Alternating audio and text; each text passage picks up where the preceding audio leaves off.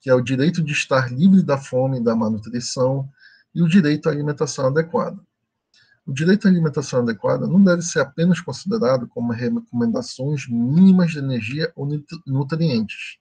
A alimentação para o ser humano deve ser entendida como um processo de transformação da natureza de gente saudável e cidadã, e que envolve elementos de justiça social e econômica de um país.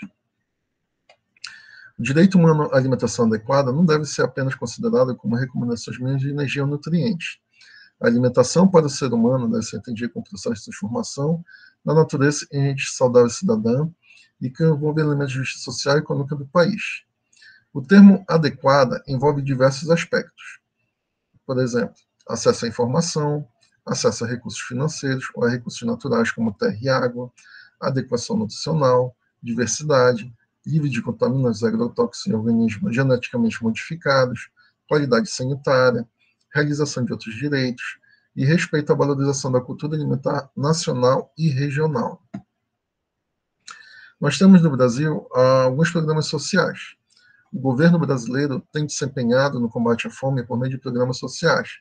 Nós temos o Sistema de Segurança Alimentar e Nutricional, SISAM, o Bolsa Família, o Cadastro Único para Programas Sociais, o Auxílio Gás, o benefício da prestação continuada, o Fomento Rural, o Programa Cisternas, o Programa de Aquisição de Alimentos, o Brasil Sem Fome, etc.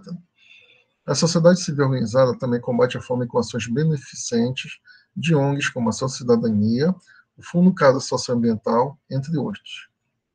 Aqui, gente, tem uma curiosidade para falar para vocês, que tem diferença de cozinha comunitária para cozinha solidária.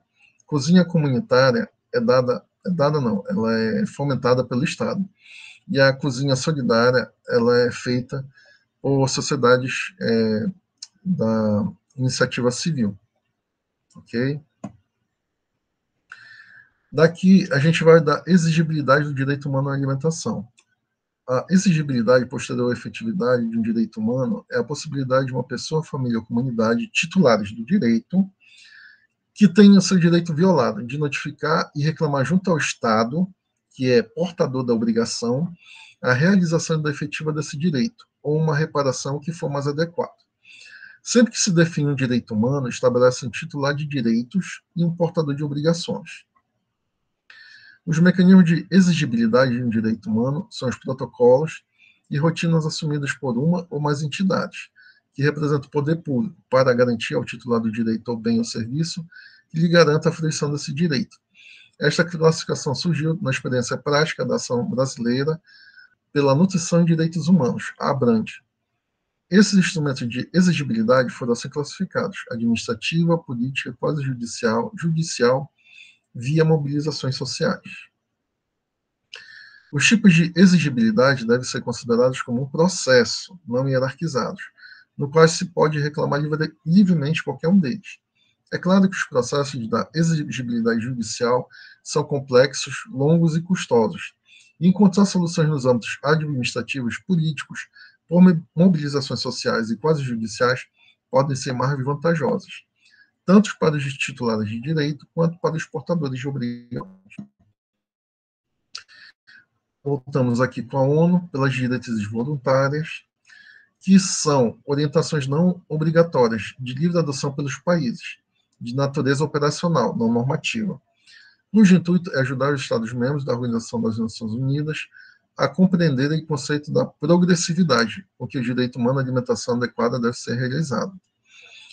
O objetivo das diretrizes voluntárias é oferecer uma orientação prática a todos os Estados para a implementação progressiva do direito humano à alimentação, no contexto da indivisibilidade dos direitos humanos. As diretrizes voluntárias têm exigibilidade de natureza política. Aqui a gente vai entrar numa ação constitucional que ela vai servir de efetividade para a aplicação do direito humano à alimentação adequada, que é ação proposta pelo professor Elvan Louredo de Barros Correia, no habeas vita. Esse remédio constitucional oferecerá, depois de devidamente regulamentado, um enorme arcabouço jurídico no combate à fome. Depois de regulamentado o habeas vitae, o mesmo pode ser utilizado por qualquer pessoa paciente em segurança alimentar, ou por seu procurador, impetrante, que queira obter alimentação adequada, podendo impetrar o right em um juizado especial de forma gratuita ou juízo comum, ambos fazendários estaduais, ou mesmo realizar mediação, também de forma gratuita, em qualquer centro judiciário de soluções de conflitos de cidadania, na esfera estadual, todos tendo como impetrado o Estado e ou a instituição de assistência social do município. Aqui em Belém, por exemplo, temos a FUNPAPA, e no Estado, o CIASTER. A União já repassa os valores aos estados e municípios por meio do Fundo Nacional de Assistência Social. A gente também pode entrar na União, contra a União, que é o próximo tópico aqui. O paciente também pode ser co-impetrado o Estado ou o Ministério do Desenvolvimento Agrário e Agricultura Familiar, que é coordenador do Comitê e Gestor de Política Nacional de Abastecimento Alimentar, o PNAB. Neste caso, o habeas vitae deve ser impetrado no juizado especial, de forma gratuita, ou juízo comum, ambos fazendários e federais, ou mesmo realizar mediação também de forma gratuita em qualquer centro judiciário de soluções de conflitos e cidadania, se justo que na esfera federal. Aqui eu vou falar um pouquinho das jurisprudências da Corte DH, do STF e do STJ. No livro tem algumas jurisprudências de cada instituição. Aqui eu vou falar as principais que dá para colocar o direito humano à alimentação adequada para efetivação de direitos. Então, vamos lá. O jurista ele deve ficar atento às chancelas das normas e das leis que estão de acordo com a jurisprudência do STJ, STF e da Corte Interamericana de Direitos Humanos, através dos controles de constitucionalidade e de convencionalidade. Aqui vou apresentar a vocês a principal jurisprudência da Corte DH, que é do caso Comunidades Indígenas Laca-Ronat, versus Argentina, de 6 de fevereiro de 2020. No parágrafo 228, ao explicar como o direito à água está relacionado a outros direitos, o SEDESC observou a importância de garantir o acesso sustentável aos recursos hídricos para a agricultura concretizar o direito à alimentação adequada. Acrescentou, os estados devem garantir que haja um acesso adequado à água para a agricultura de subsistência e para garantir os meios de subsistência dos povos indígenas. Afirmou que higiene ambiental, como aspecto do direito à saúde, abrange tomar medidas de forma não discriminatória para prevenir ameaças à saúde devido a condições inseguras tóxicas da água. Da mesma forma, o tribunal já observou que o direito à água, assim como o direito à alimentação e a participação na vida cultural, são especialmente vulneráveis ao impacto ambiental. Aqui, uma jurisprudência do STF, a principal que eu achei nessa pesquisa. Foi no recurso extraordinário 10.17.365, no marco temporal das terras indígenas, julgado em 27 de nove de 2023. A posse tradicional indígena é distinta da posse civil, consistindo na ocupação das terras habitadas em caráter permanente pelos indígenas, nas utilizadas para suas atividades produtivas, nas imprescindíveis à preservação dos recursos ambientais necessários a seu bem-estar e nas necessárias à sua reprodução física e cultural, segundo seus usos, costumes e tradições, no termo do parágrafo 1º do artigo 231 do texto constitucional. Gente, aqui não está diretamente ligado à questão da fome ou da alimentação, mas quando se fala aqui, nessa jurisprudência, recursos ambientais necessários ao bem-estar, o bem-estar aqui, ele fala como se fosse o direito à saúde, que está intrínseco ao direito humano à alimentação adequada, tudo bem? Na jurisprudência do STJ, a gente tem um recurso especial 1799-647 de São Paulo, julgado em 3 de dezembro de 2009, em que fala que a proteção da comida é uma responsabilidade compartilhada mundialmente. No plano internacional, a Organização das Nações Unidas consagrou relevante missão o desenvolvimento sustentável de alcançar a segurança alimentar. O Brasil adotou como política de Estado o respeito à soberania alimentar e a garantia do direito humano à alimentação adequada, inclusive com a criação do Sistema Nacional de Segurança Alimentar e Nutricional. Aqui eu vou falar um pouquinho sobre a hierarquia dos Tratados de Direitos Humanos no Brasil. Esse símbolo, para quem não conhece, é o símbolo dos direitos humanos, internacionalmente, e fala que a hierarquia dos Tratados Internacionais de Direitos Humanos é determinada pelo artigo 5º, parágrafo 3º da Constituição, sendo a norma constitucional, e pela súmula vinculante, número 25 do Supremo Tribunal Federal, que é uma norma supralegal. Aqui a gente tem a Constituição Federal, de normas e emendas constitucionais e tratados internacionais de direitos humanos, ratificados pelo artigo 5º, parágrafo 3º da Constituição. Temos aqui as normas supralegais, tratados internacionais de direitos humanos, ainda não ratificado no artigo 5º e 3º da Constituição, e normas infraconstitucionais e tratados internacionais gerais. Do controle de convencionalidade e de constitucionalidade, temos o curso de Direitos Humanos do Valério Oliveira Mazzuoli, que me ajudou nisso. Para ele, basta o parágrafo 2º do artigo 5º da Constituição para tornar os tratados internacionais de direitos humanos como normas constitucionais. O autor também entende que, junto com o parágrafo 3º do artigo 5º da Constituição, as normas nacionais compatibilizadas verticalmente com as internacionais, havendo aí a possibilidade de controle de convencionalidade. Leis que são ou compatíveis com os tratados internacionais de direitos humanos, do mesmo modo como ocorre no controle de constitucionalidade. Leis que são ou compatíveis com a Constituição Constitucional da República Federativa do Brasil de 88, pelo Poder Judiciário brasileiro. O controle de convencionalidade pode ser aplicado tanto por juízes e tribunais brasileiros nacionalmente, quanto pela Corte Interamericana de Direitos Humanos, internacionalmente. O Conselho Nacional de Justiça elaborou a Recomendação 123, de 7 de janeiro de 2022, que recomenda aos órgãos do Poder Judiciário brasileiro a observância dos tratados e convenções internacionais de direitos humanos e o uso da jurisprudência da Corte Interamericana de Direitos Humanos. Da mesma forma, as decisões contenciosas ou consultivas da Corte Interamericana de Direitos Humanos, por seus fundamentos, podem ser aplicados em decisões nacionais por força vinculante previsto nos artigos 926 e 927 do Código de Processo Civil Brasileiro.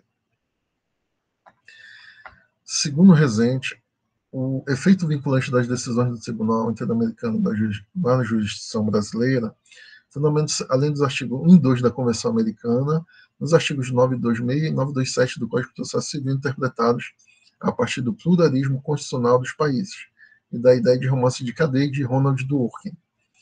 Dworkin não se limita à lei formal escrita, ele usa a metáfora do romance cadeia para o surgimento de novos princípios, que pode chegar ao desenvolvimento de novas leis. A metáfora consiste de um participante contar uma história ao redor de uma fogueira e outro ao lado continuá-la, e assim sucessivamente. O juiz não vai ser o primeiro nem o último a acrescentar algo mais na história, e essa será contada para sempre. Caso o habeas corpus seja denegado em todos os recursos nacionais, vamos tirar um exemplo aqui, negados embargo de declaração de agravo interno regimental do Supremo Tribunal Federal, o paciente ou impetente pode peticionar a Comissão Interamericana de Direitos Humanos no prazo de 6 meses, a fim de que o Estado brasileiro seja processado e responsabilizado pela Corte DH. Como o direito à alimentação é intrínseco ao direito à vida, o peticionante pode acionar a Comissão Interamericana de Direitos Humanos antes do prazo descrito, pois sempre haverá tacitamente demora injustificada na decisão dos recursos. Ou seja, eu vou dar um exemplo aqui para vocês. Vamos dizer que eu entre no juízo comum pedindo justiça gratuita. E nesse pedido eu faço um pedido de liminar para o direito humano à alimentação adequada para determinada pessoa. Se for denegado, eu já posso perturbar lá o pessoal da Comissão Interamericana de Direitos Humanos, porque eu ia me basear no artigo 46.2c, que ele fala justamente por isso, a demora injustificada na decisão dos recursos. Como a fome é uma coisa para ontem, né, tem que ser uma coisa resolvida na hora, eu acredito que dê para fazer dessa forma, ok? Por meio do decreto 678 de 92, o Brasil ratificou a Convenção Americana, Pacto de São José, e reconheceu a competência jurisdicional contenciosa da Corte IDH para fatos posteriores de 10 de 12 de 98. Decreto número 4.463 de 2002. Portanto, o Estado brasileiro está vinculado à Comissão Interamericana de Direitos Humanos, ratificação da Convenção Americana, e a subminação da Corte Interamericana de Direitos Humanos, pelo artigo 62.3 da Convenção Americana. Qualquer violação de direitos no âmbito público ou privado é o Estado brasileiro que vai arcar com a responsabilidade deste ato ilegal. Artigo 68.1 da Convenção Americana.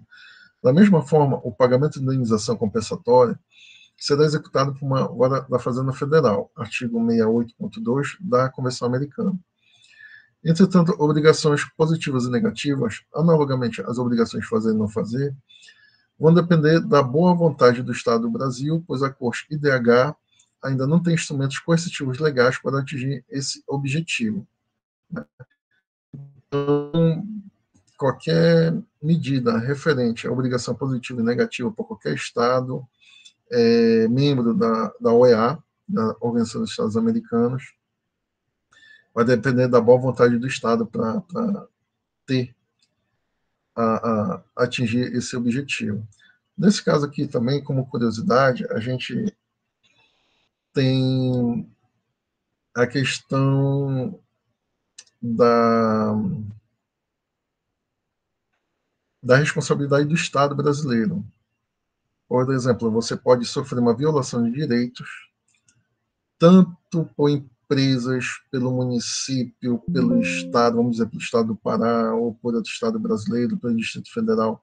Quem vai arcar com essa responsabilidade pela Corte Interamericana é o Brasil, é a União, tá, gente? Então, é só essa curiosidade que eu deixei aqui com vocês. Como a gente vai peticionar a Comissão Interamericana de Direitos Humanos? Então, a comissão, ela é um órgão, vamos dizer, administrativo, e a Corte é um órgão jurisdicional, tá? Então, vamos lá. O peticionário deve seguir o artigo 46 da comissão, para que uma petição ou comunicação seja apresentada à comissão. O caso deve ter... Aqui são as formas que deve entrar a petição lá na Comissão Interamericana de Direitos Humanos. O caso deve ter esgotado todos os recursos. Aqui no Brasil, geralmente são graus de embargo e declaração do agravo interno regimental do STF. Abre-se o prazo de 6 meses após a intimação do julgado, em que a parte se sentiu prejudicada, que não tenha outra ação de mesma causa e parte de dispendência.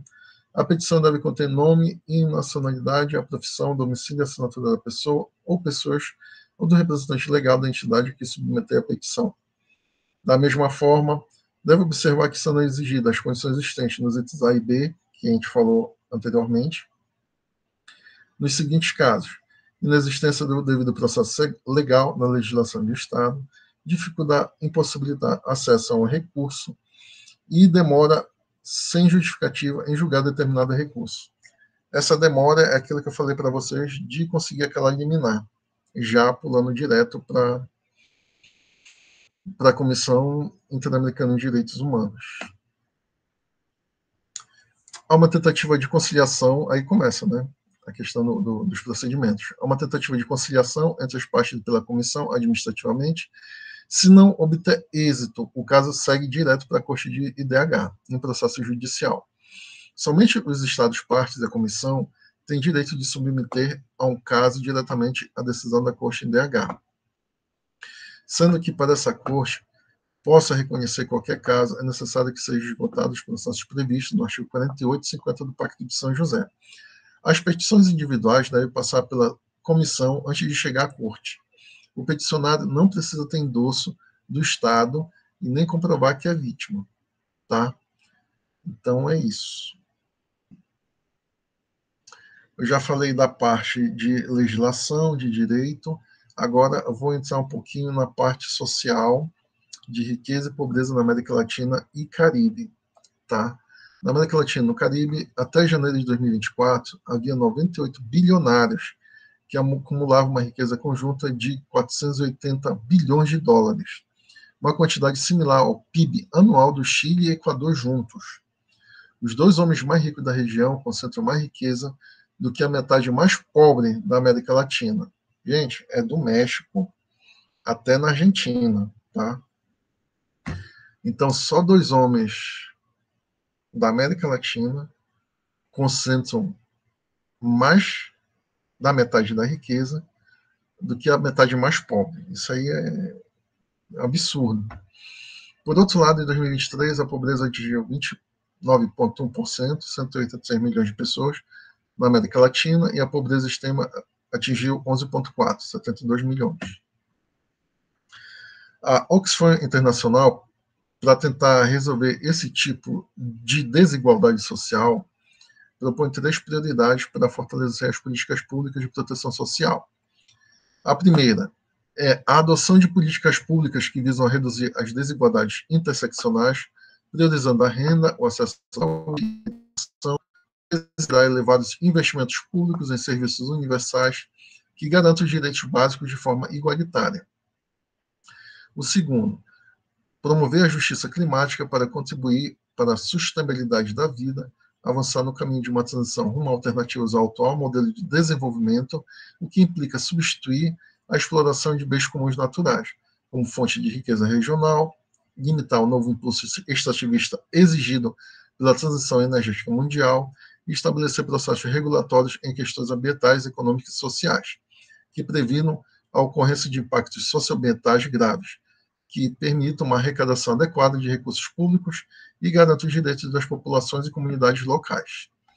E o terceiro é a promoção de políticas em prol da corresponsabilidade do trabalho de cuidado, rumo a um sistema que garante o direito ao cuidado de forma universal, baseada na corresponsabilidade entre o Estado, o setor privado e os lares, e dentro deles entre homens e mulheres de forma igualitária. Vários estudos demonstraram o potencial econômico de se investir em sistemas de cuidados universais, o que contribuiria para a criação massiva de emprego, o aumento da produtividade, a qualificação profissional e autonomia econômica das mulheres e uma maior arrecadação de recursos públicos. Tais mudanças exigem a construção de um novo pacto social na região, que permita fortalecer a capacidade dos Estados de comandar a economia com base em interesses comuns e garantir os direitos e o bem-estar da sua população. A Oxfam também apresenta 5 medidas tributárias progressivas para reduzir a desigualdade social, que são tributar a extrema riqueza, tributar os rendimentos e ganhos de capital pelo menos ao nível de rendimentos do trabalho, rever e tornar transparentes os incentivos fiscais para as grandes empresas, adotar mecanismos para reduzir a evasão e elisão fiscais, e tributar os lucros extraordinários das grandes empresas. Aqui do Jean-Jacques Rousseau, já cuidando dessa parte sociológica, eu quero só a primeira parte, né, da questão da sociedade civil, em que o primeiro indivíduo, provavelmente mais forte, cercou um terreno e disse que era dele e teve semelhantes que acreditaram nisso. E este seria o primeiro momento da desigualdade entre homens, que separou entre os que têm e o que não tem, entre ricos e pobres. Ninguém chegou assim no dia para dar uma pedrada nessa pessoa, mas enfim, foi apenas uma ideia que escapou, tá? Vamos lá. A gente tem a importância da reforma agrária. No caso, ela reside no fato que amplia o número de famílias e de pequenos produtores com acesso à propriedade de terra, ao meio de obter sua subsistência e de sua família, garantindo que haja redução das desigualdades e dos conflitos no campo. Além disso, a redistribuição das terras proporciona um ganho de produção de alimentos e promove o maior desenvolvimento socioeconômico do território. No artigo 21, inciso 9 da Constituição, e Lei 4.504, de 1964.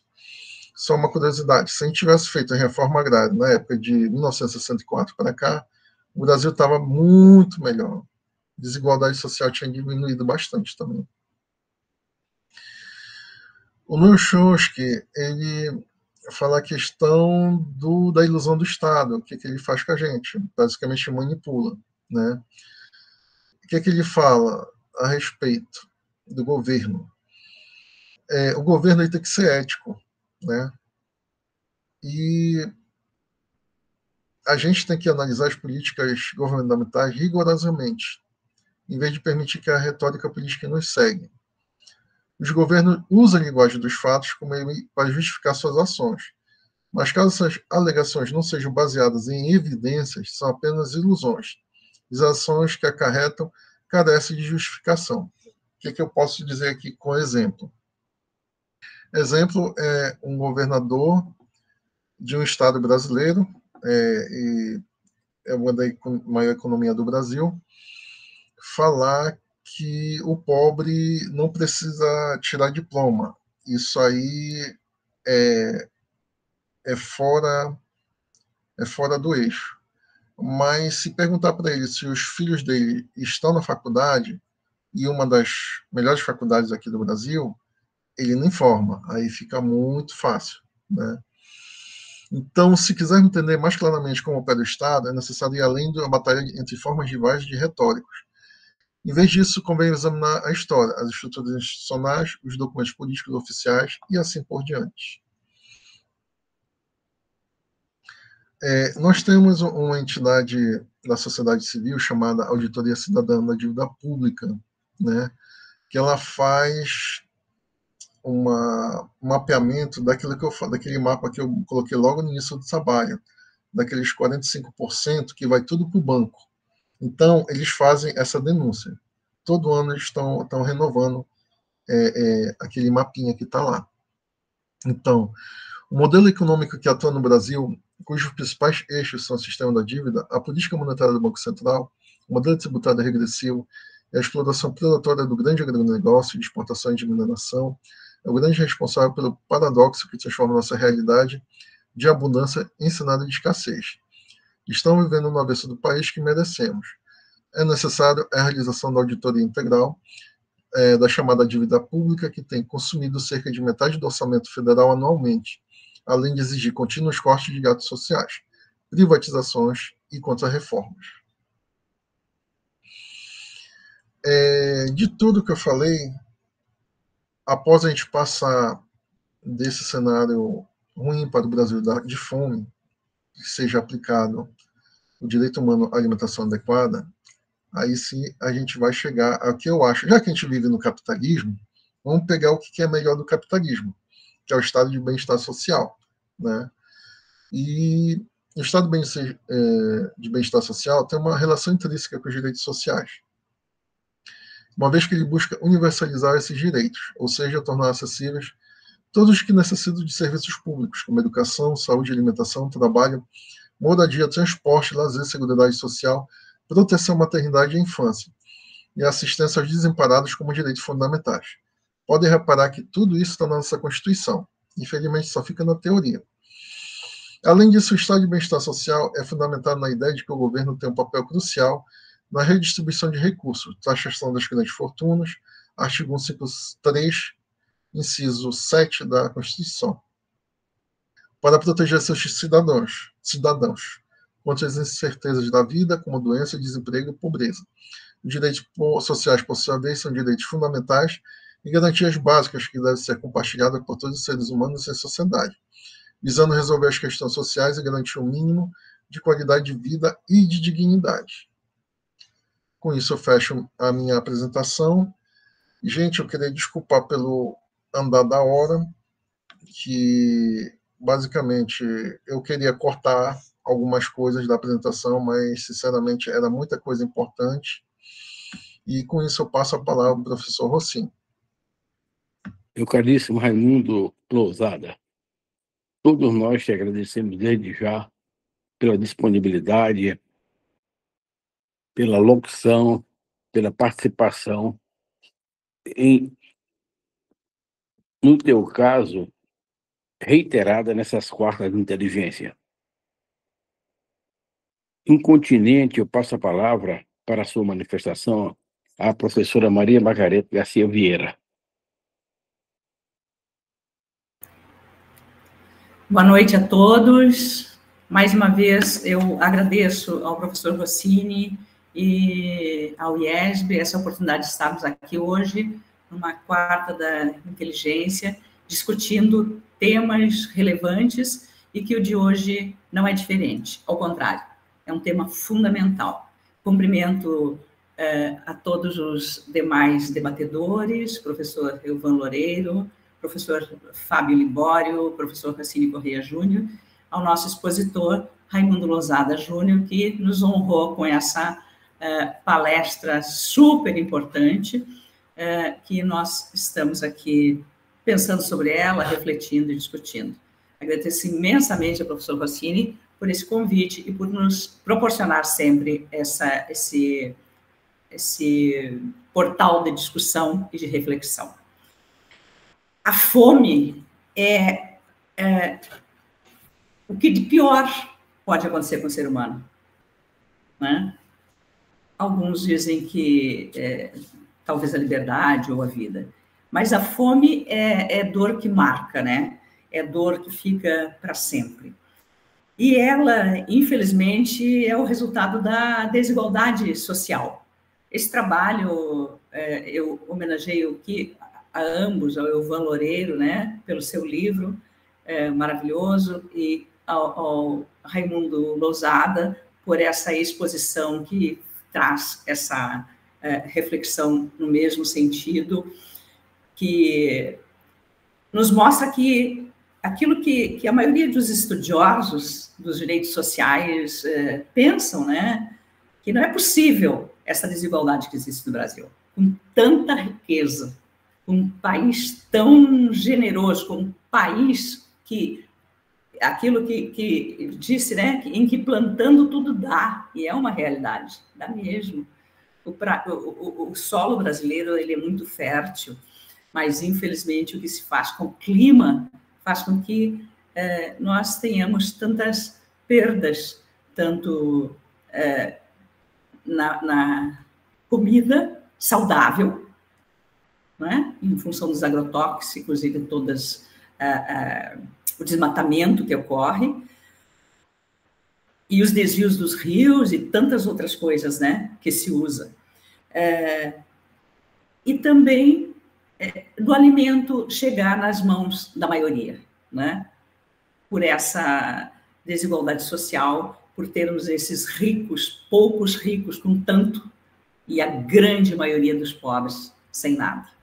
Então, essa miséria é muito triste e só pode ser solucionada mesmo com políticas públicas e com novos elementos que possam vir serem de reivindicação, de restituir-se isso que é naturalmente do povo, das pessoas.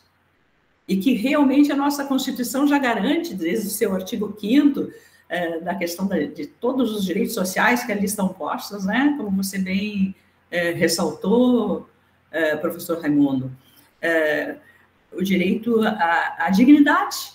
Dignidade é amplo, e cidadania é amplo, no sentido de que ninguém pode passar fome e que ninguém poderia não receber o mínimo para uma vida digna, né? Alimentação, um teto, a saúde, direito ao lazer, direito à educação, porque, como você bem trouxe aqueles filósofos e pensadores, né? Sem educação nós não podemos resistir, nós não compreendemos o que nos falta, nós não compreendemos por que existe essa desigualdade. Então, tira-se também a forma e a força da resistência. E isso é muito triste. Então, é preciso que se tenha a educação como forma e arma de resistência. Mas é preciso, antes disso, que essas pessoas possam comer, sobreviver, ter possibilidade de pensar, de raciocinar e de aprender, né, para lutar. E isso é uma obrigação de todos nós. É uma obrigação do Estado, mas é uma obrigação de todas as pessoas que possam ter uma parcela de influência onde estejam, né? De não deixarmos, de não calarmos diante das omissões dos direitos. Quando nós percebemos que alguém é lesado em seu direito, nós temos que, dentro do nosso fórum de atuação, fazer a nossa parte, influenciar de alguma forma, nos movimentarmos, participarmos, falarmos. E esse, pelo menos, aplaca um pouco a nossa dor e a nossa tristeza de ver, assim, que, como você bem demonstrou naqueles índices, né, que o nível de miséria vem, e de aplacamento da fome, vem numa curva decrescente agora nos últimos anos, com esse governo progressista e que se preocupa em dar atenção às questões sociais. Então, a proteção contra a fome, ela foi adotada há muito tempo, como você bem disse, né? Desde a Declaração Universal dos Direitos Humanos. Mas estar livre da fome, ter uma alimentação adequada, uma alimentação de qualidade, é outra coisa. E eu espero que nós caminhemos para isso e que nós possamos ter um país com mais igualdade social, com menos fome, com menos pessoas dormindo na rua, com menos pessoas sem teto, com menos pessoas sem acesso à saúde e acesso à educação. Eu parabenizo muitíssimo essa discussão, esse tema, sua apresentação, as preocupações, a reflexão sobre o habeas vitae, que nos trouxe o Elvon Loureiro, as jurisprudências e a forma, o processo para se reivindicar através dele, do habeas vitae, reivindicar o acesso a essas questões que são fundamentais, efetivamente, para a vida. Então, parabéns a ambos, parabéns, professor Raimundo Lousada, professor Elvon Loureiro, parabéns a quem nos oportuniza essa discussão. Agradeço muitíssimo a oportunidade de estar aqui hoje e participar com vocês dessas reflexões. Boa noite.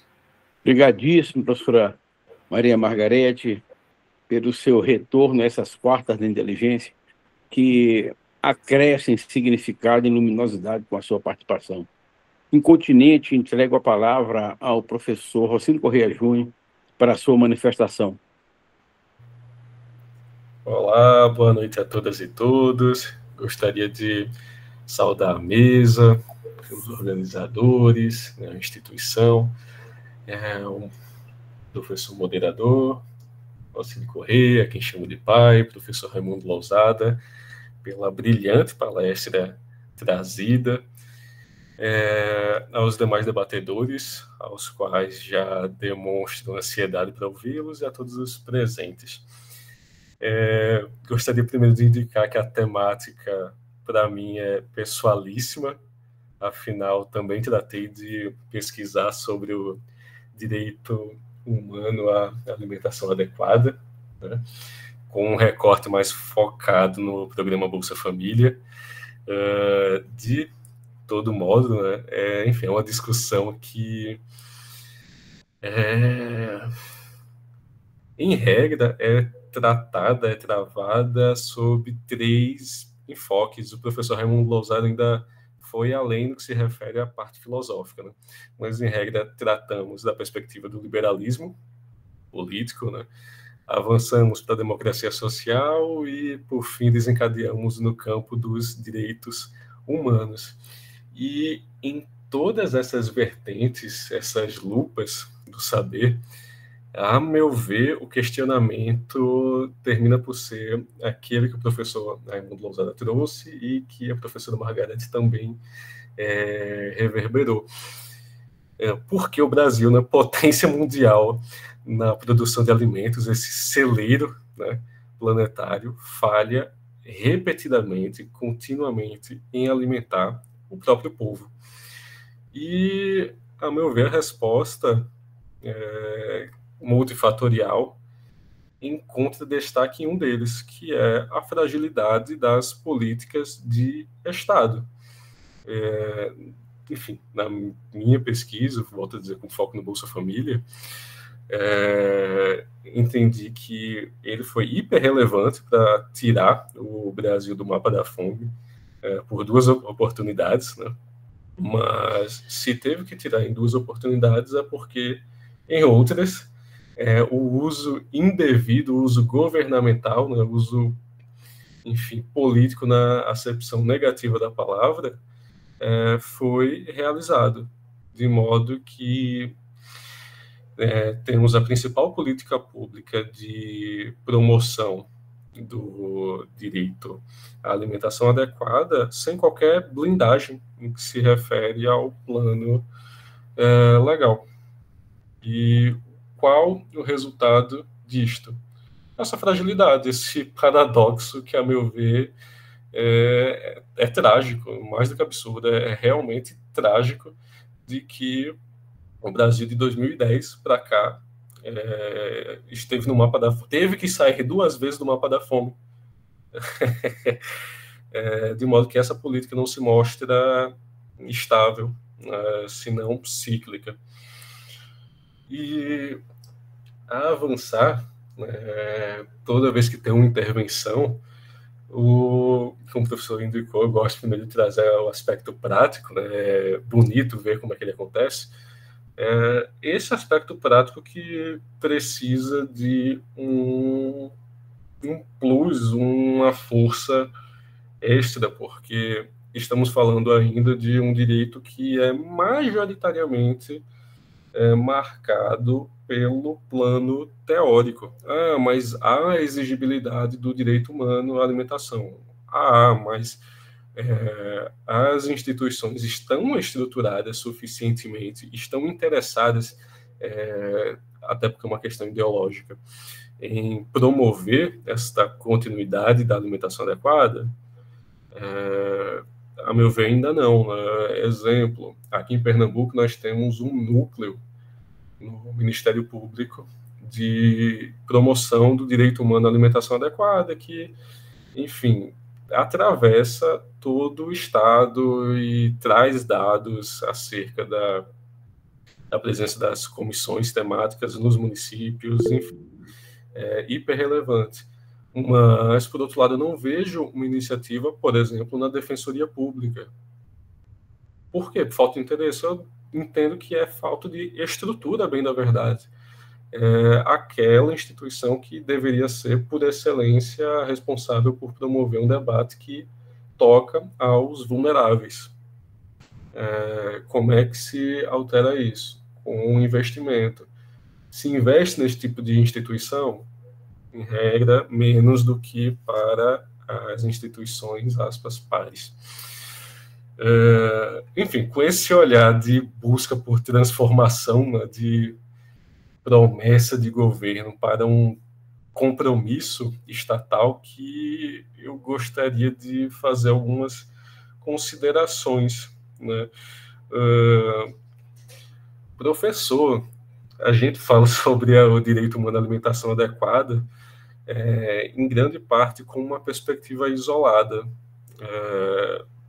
Mas, por exemplo, referente ao Bolsa Família, a transferência de renda, em regra, é insuficiente. Quais seriam as medidas que, por exemplo, se eu enxergo, se eu gostaria de compartilhar, que, em tese, teriam o condão de trazer uma intersetorialidade da alimentação adequada para englobar uma formação em direitos humanos, porque, a meu ver, é indispensável. Enfim, aliar a alimentação à educação, que são pilares da cidadania, com, por exemplo, um efetivo acompanhamento nutricional, porque a transferência de renda é insuficiente, ou com um acesso a um saneamento básico, tendo em consideração que os índices nacionais são baixíssimos, o que acabam desencadeando em doenças, né? E, por fim, como trazer mais aspectos práticos de alteração, considerando que o principal contingente a ser beneficiado é invisível. São justamente aqueles marginalizados numa acepção, enfim, na semântica mesmo do termo, e que Josué de Castro foi buscar no mangue, né? Acontece que não são muitos os atuais Josué de Castro, se é possível trazer esse paralelo. Com estas considerações, eu devolvo a palavra à mesa e volto a dizer, fico ansioso para ouvir aos demais debatedores. Gratidão pela oportunidade. Obrigadíssimo, professor Rocino Correia Júnior, pela sua locução, que na sequência da professora Maria Margarete, acresce em valor sensível, intelectual e humanístico a estas quartas da inteligência. Entrego a palavra ao Dr. Habeas Witt, Elvan Correia, para a sua manifestação, parabenizando pelo lançamento do livro no Tribunal de Justiça do Distrito Federal dos Territórios. Obrigado. Boa noite a todas e todos. Queria agradecer mais uma vez pelo convite para participar da live. Sempre fico muito honrado. Quero cumprimentar nosso expositor, o professor Raimundo Lousada, com sua brilhante dissertação de mestrado do IESB, orientada pelo nosso professor Rossini. Como não poderia deixar de ser, né? Tive a felicidade de ter acesso à sua dissertação e fiquei muito feliz, deu para ver pela apresentação a altíssima qualidade, né? Quero cumprimentar todas e todos da banca, professora Margarete, professor Rossini Correia Júnior, o Fábio Libório, não sei se está participando como debatedor, que eu acabei chegando um pouco atrasado, que o trânsito estava terrível, não sei se é por conta do feriadão, mas está cumprimentando como colega e todos presentes aqui na live. Bom, realmente o direito à alimentação é uma questão que cada vez mais se torna quase impossível de se fugir, né?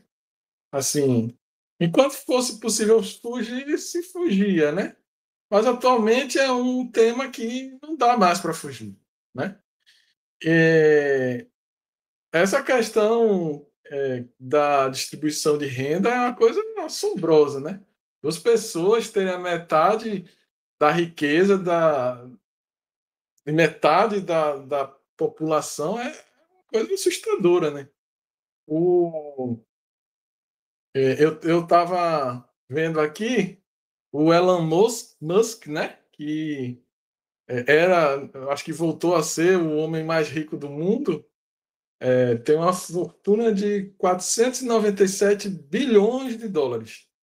E aí eu olhei na lista aqui dos países e o PIB da Noruega é 499 milhões de dólares. Então, 497 bilhões de dólares, né? O PIB da Noruega. É uma coisa, assim, absurda. Não tem como um sistema se manter concentrando renda, que, assim, não parou aí, né? Chegou nesse ponto e continua e cada vez mais rápido, né? Então, é uma coisa, assim, inviável. As crises que o capitalismo passa, elas são totalmente previsíveis, já são esperadas, e os motivos são sempre obscurizados, né? Eu não estou falando aqui que o capitalismo tem que acabar. Não, eu não quero entrar nesse ponto. Eu só quero dizer que o capitalismo está andando por um caminho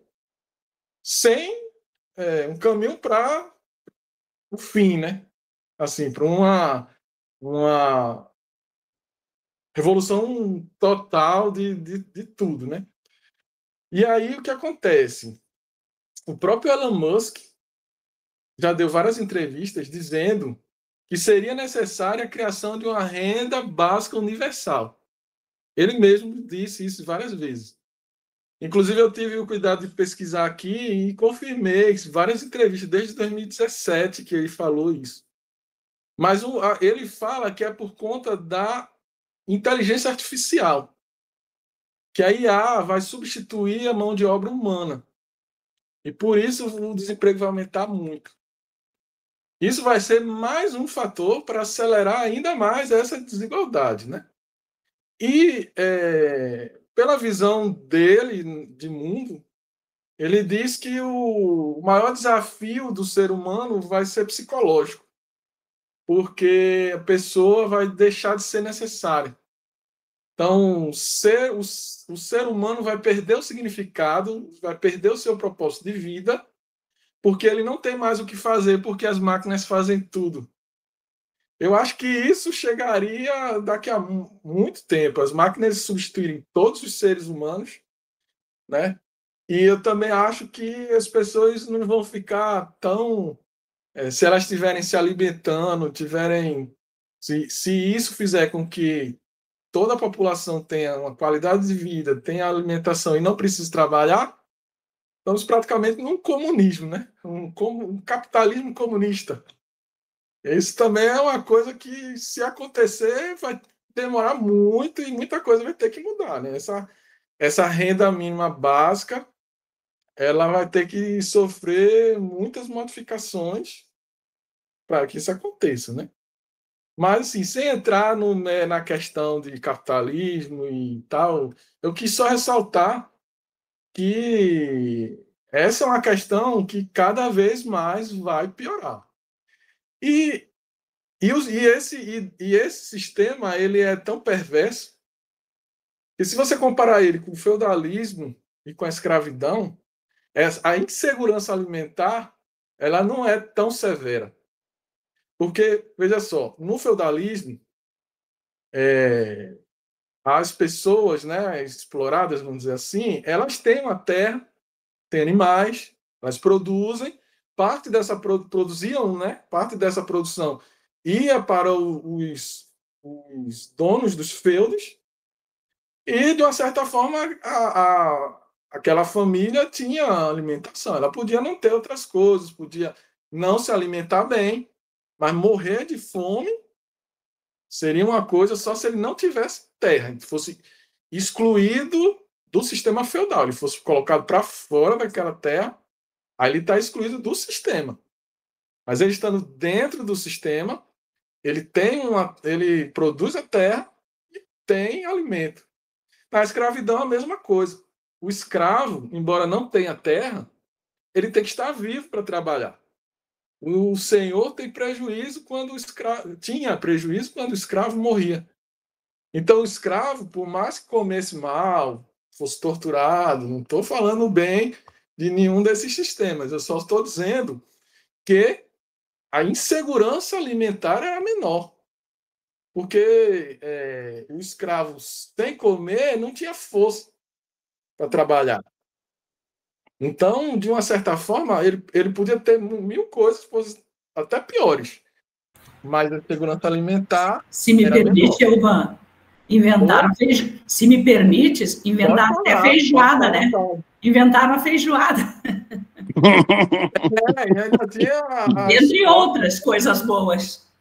Pois é, inventaram a feijoada. Então, você vê, eles tinham acesso à comida. Mesmo que fossem restos, né?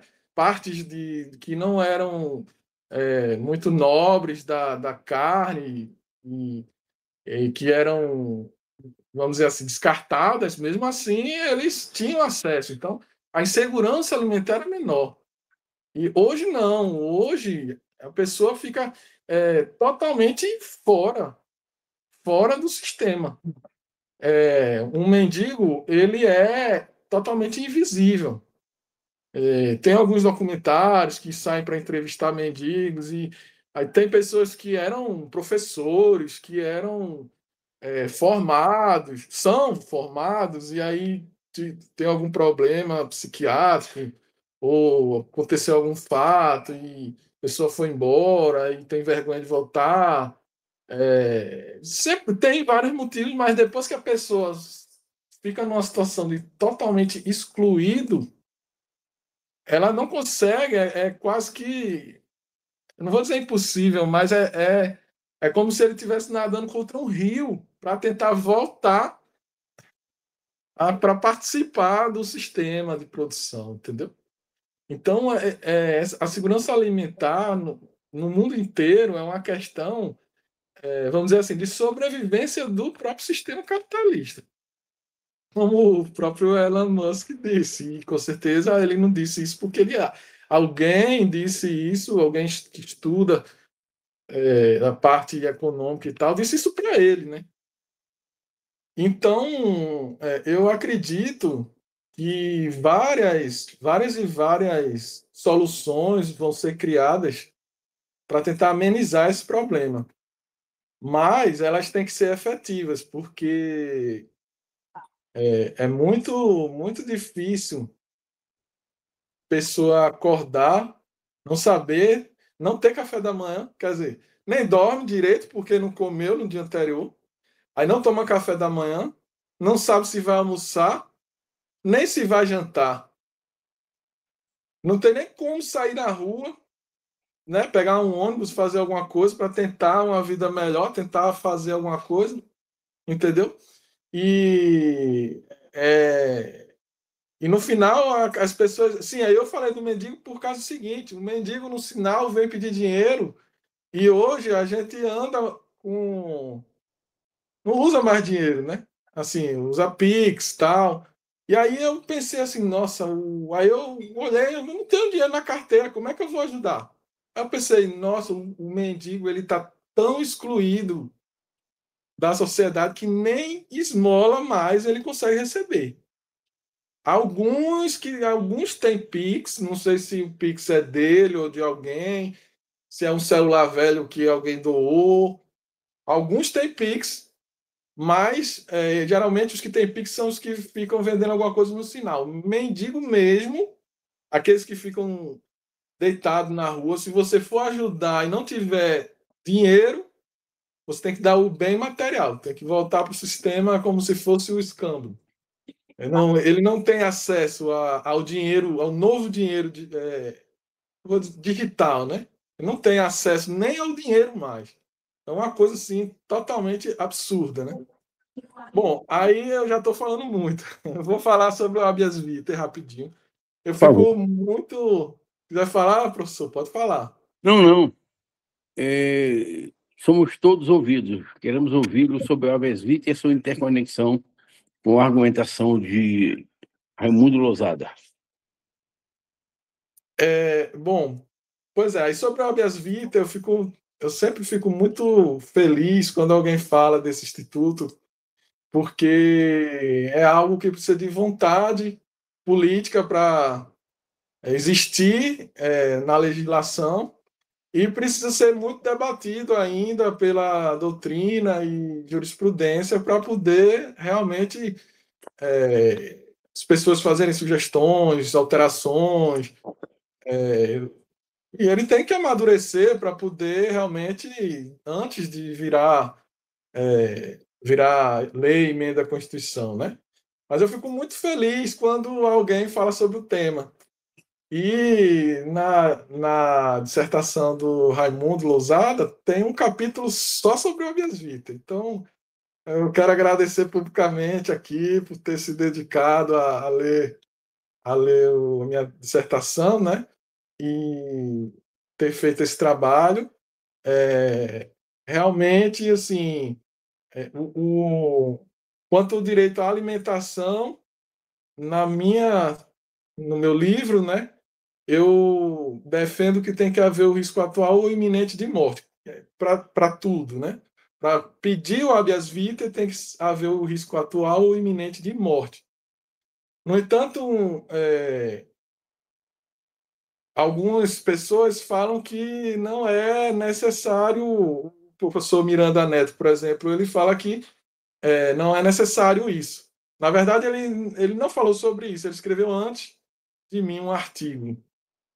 E, de fato, hoje, às vezes, eu fico me pensando, né, se realmente esse risco atual iminente de morte seria necessário para todos os casos, né? Porque, assim, como a gente vai identificar que a pessoa está em risco atual iminente de morte por fome? A gente vai ter que esperar ela entrar em inanição para pedir, né? Então ele está precisando agora de um leito de UTI. Ele não está mais pleiteando alimentação, ele está pleiteando a fome, né? Assim, ele não está pleiteando alimento, ele está pleiteando saúde, hospital, né? Então, assim, eu também pensei nisso depois que eu li um artigo que foi publicado, também fiquei muito feliz. Um artigo que fala também sobre o direito à alimentação. Eu tenho um artigo que ainda não foi publicado, que fala sobre habeas vita e povos indígenas, mas esse artigo ele fala sobre direito à alimentação. No meu, eu falo sobre genocídio. O habeas vita como uma ferramenta para proteção dos indígenas em caso de genocídio, e cito as situações que ocorreram durante a pandemia.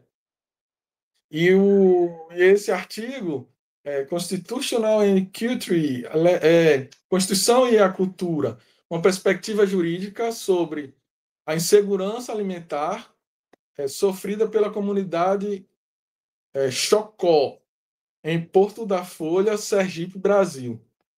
É na revista Interfaces, e eu não sei se são brasileiros ou se fala, eu não sei, mas ele fala sobre os tratados internacionais, né, e tal, e fala sobre a habeas vita como forma de proteger esses povos indígenas, que eles são ribeirinhos do Rio São Francisco, lá em Sergipe. E eu realmente acho que, assim, nesse caso, por exemplo, que ele fala da